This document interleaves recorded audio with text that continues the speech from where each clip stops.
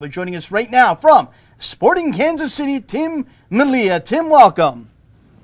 Thanks for having me on. Hey, pleasure's all mine, Tim. Third in the conference, you guys, I believe, 19 goals against, the lowest in all of MLS. I think that's outstanding. Is that the style and the mentality that Coach Peter Vermes has instilled in your group from the start of the season, is really keep the goals against down? Yes, I think it's something that he's instilled in all his teams throughout his entire career as a coach at Sporting. For us, important this year is just the consistency of the defense and a couple of the good new guys they added and really being on point. And right now we're in a solid position with, a couple games to go in the rest of the season and an Open Cup final, all things looking to look forward to. And right now we just got to maintain that consistency. Tim, watching your squad up here earlier in the year in Toronto in the years past, a coach team by Peter Vermes, to me anyway, always plays the same, whether on the road or at home. It's the same style, the same flow of play, on and on. Nothing changes, and to me, that's what I think is so important in a squad. That whether you're on the road or at home, consistency. Talk about it. Yeah, completely agree with that statement. I think we have an identity as a team. And like you said, we need to keep that identity whether we're on the road or at home.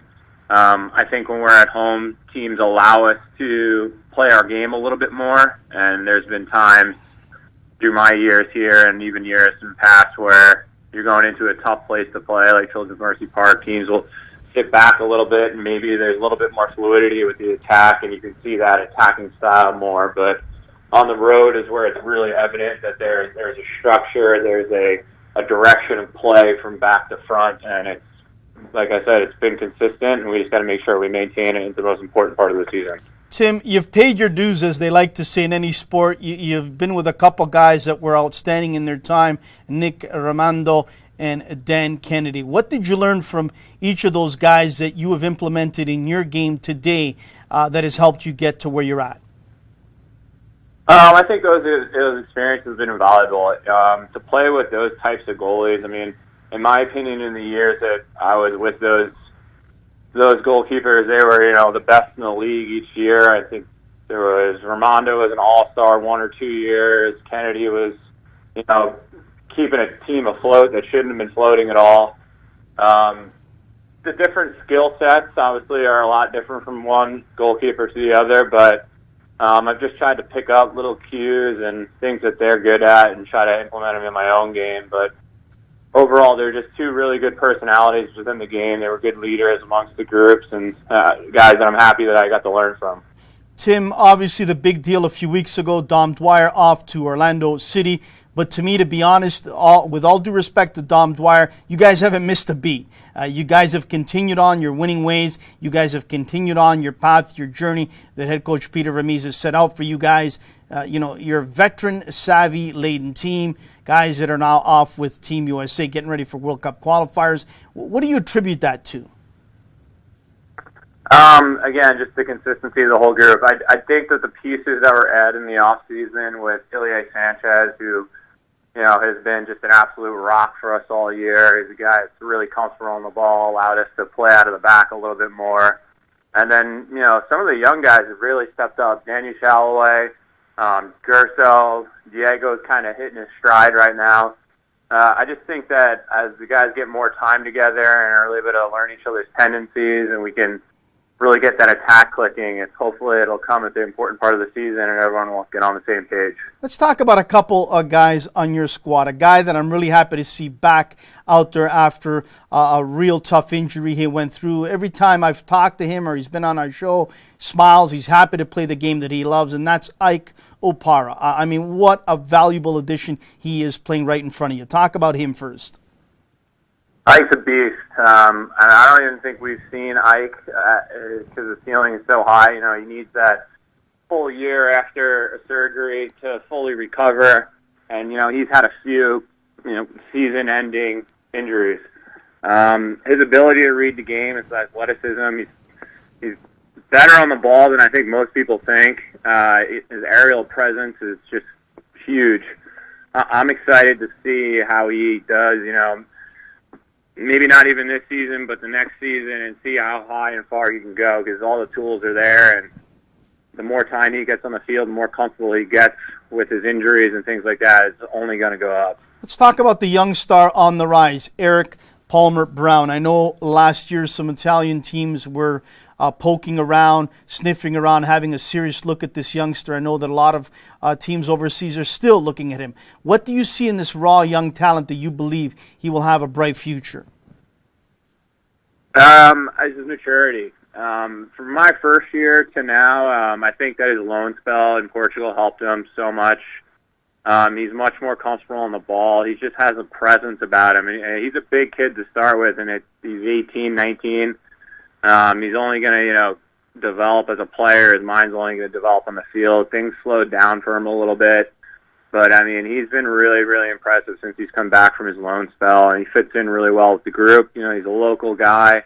He's another guy like Ike where they're allowed to get those minutes week in and week out, and he's just sitting back watching, and you're curious to see how far they can go. We talked about last week the derbies, the rivalries that took place this weekend here, Toronto, Montreal, and many of the rivalries all over MLS. So I know that there's no love lost between your club and the Houston Dynamo, but let's put that aside and let's talk about the city of Houston and what unfortunately they are going through. And you watch the images and you see everything that's going on and your heart breaks. And I'm sure that a lot of MLS players are starting to rally together to help out the people of Houston. As a pro athlete, when you see that, what goes through your mind knowing that you're playing the game that you love, you travel all over the US of A and Canada, eat in some of the best places, stay in the best hotels. And these people right now, unfortunately, have gone through what they've gone through. Yeah, I think it puts everything into perspective. Everyone's going to need help there. This is something you never want to see any one state or individual go through.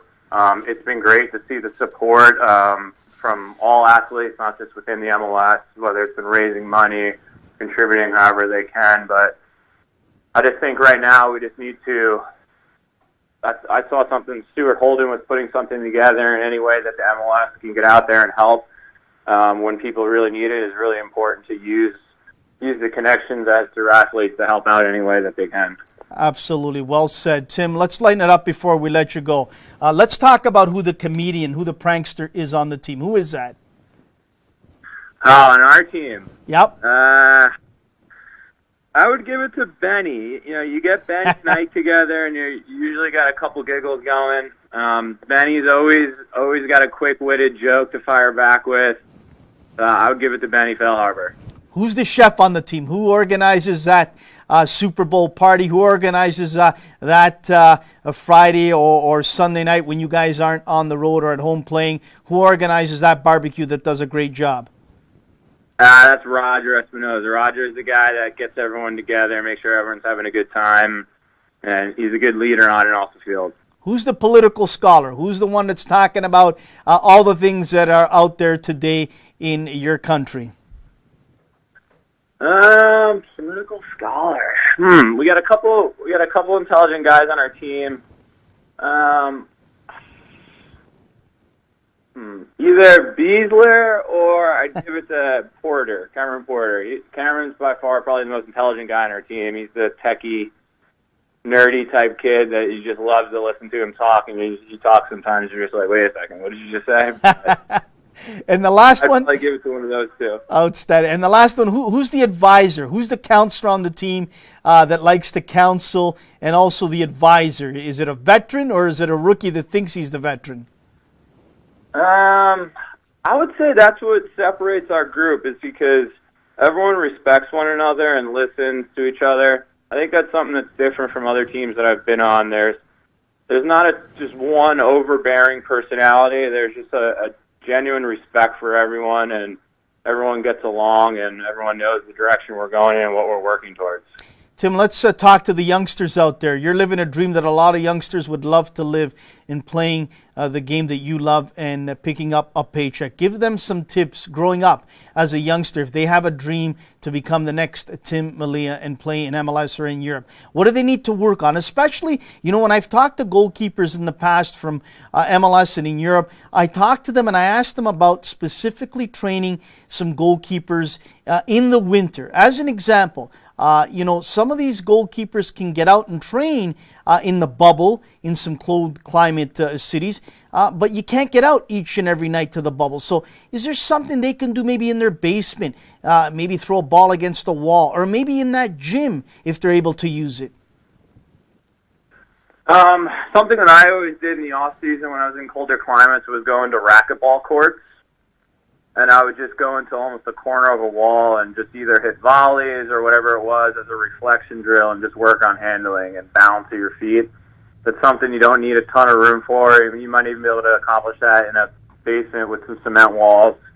But I mean, just play as much as you can. Play with your feet, play in the goal, find any opportunity to play the games and keep everything going and enjoy it the whole way through. How about the young goalkeeper, Tim? You and I'm sure, have gone through this, either yourself playing or when I played or my two sons played, that maybe they aren't the starter on a given game, or maybe a starter for most of the season, and their confidence, is down and out. And especially in the teenage years, confidence is so important. How important is it to really make sure that they're communicating with an assistant coach, maybe if they're not getting through to that head coach, or maybe to another parent to help them out? What's the advice would you give? As the goalkeeper you're asking, yes, you should say to the other adults. Correct.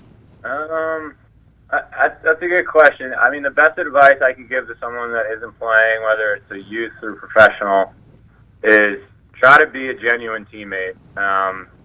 It doesn't matter who's in front of you or behind you or how good or bad a goalie coach or whatever it is, you can always learn something from someone.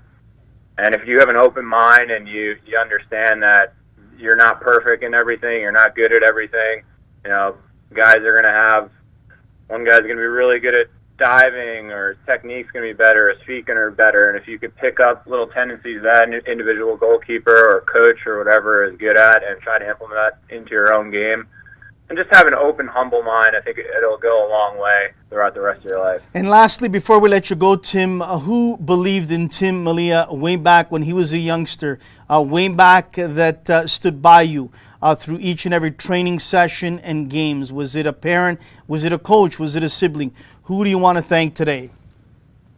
I think my dad stayed with me and believed in me most throughout the entire thing. Both my parents, whether it was, driving me 2 hours through the city to make sure I got to a team that would have set me up for a potential better college, or training me in the backyard, or buying me equipment, or just making sure I always had the best opportunity in front of me. I'm forever grateful for my parents for that, and outstanding that I was able to turn into a career. Outstanding, Tim, and really appreciate that you make the time and the advice you gave tonight to the youngsters. And it's always great to hear pro players thank their players, because I'm sure mom and dad sit back and say it was all worth it. It didn't matter how much time away from work, how much money, how much traveling. Our son is living the dream, and we're happy. Tim, good luck the rest of the way, and maybe we'll see you up here in Toronto, I believe, again for the MLS Cup that I believe they're going to host it up here. So maybe we'll have you up here, and it'll be Toronto versus Sporting Kansas City.